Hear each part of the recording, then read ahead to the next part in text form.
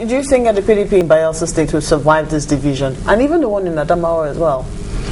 No, well, by what I have gone and asked the court in Adamawa to do, and if the court does it, agrees with me, then it means basically that PDP will not participate in the 14th of January election in Adamawa State. What about in Bayelsa? Is it possible to participate? In Bayelsa, it will depend how the parties push the matter and to the court, but that the court can make it that PDP may not participate in Bayelsa as well. Actually, it reminds me, Marcus, sorry, it reminds me of the reform talked about by the former PDP national chairman, Okwesili Umar Ardo.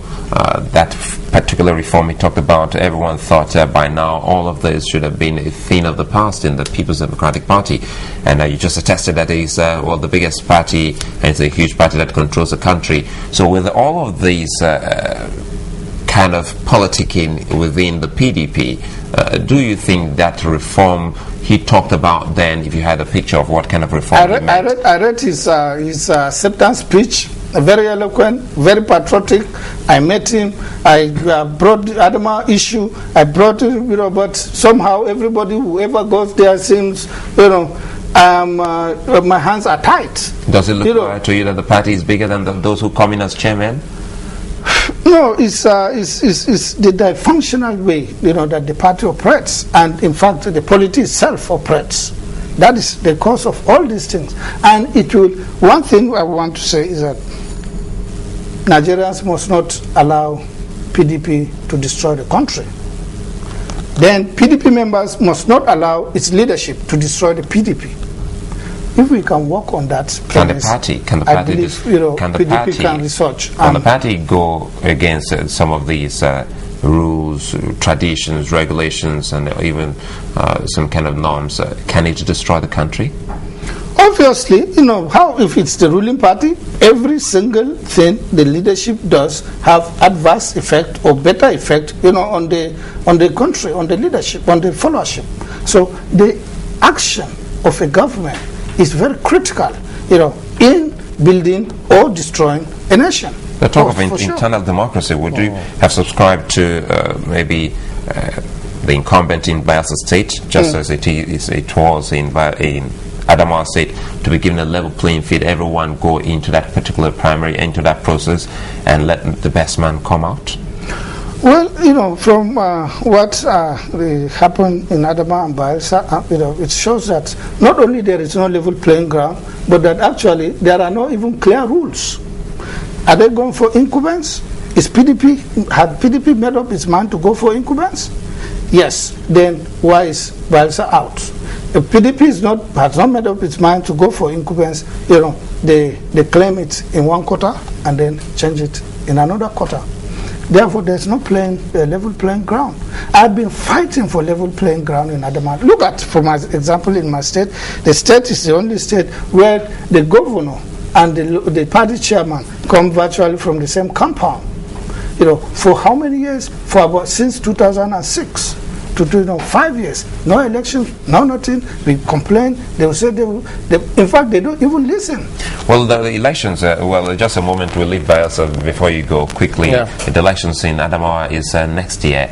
So are they having a new primaries altogether? No, from the Act, on the 15th, Adamawa has closed its, INEC has closed its doors for any nomination.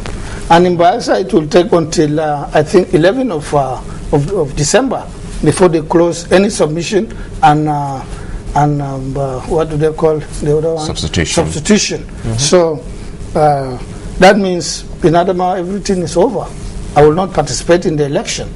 But then, if I get my case, that means PDP 2 is not going to participate in the election. That means it will only be other political parties, and that will serve, as a lesson, for other political parties and the PDP, that you cannot, go into impunity and against the provisions of the party constitution, the party guidelines, the constitution of Nigeria and the law, and then get away with it. How do you think the party will interpret it? If in Bayelsa states, the party can. No, I mean in Bayelsa, if at the end of the day the party does not participate in the elections if at the end of the day INEC closes its window? The party called for it.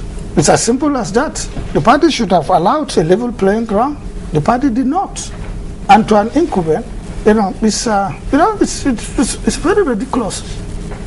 But at the moment now that they're going ahead with the congresses, the party says, well, we cannot afford to miss INEC's deadline because the Electoral Act clearly stipulates we have 60 days within which to do all of this. And so there is not a sacrosanct, on this date. It is the party that fixes this date.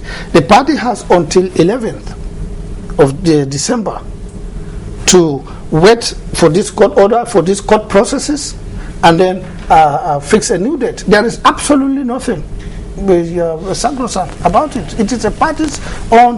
In Adamawa State, let me tell you, they shifted a lot of things. So there is nothing wrong with the PDP to say we wait for the court processes to be over, accelerated hearing is being granted, and then they finish it. It's the most respectable and the honorable thing for the party to do. But if it says no, we are going to go ahead, then it is sowing the seeds of anarchy.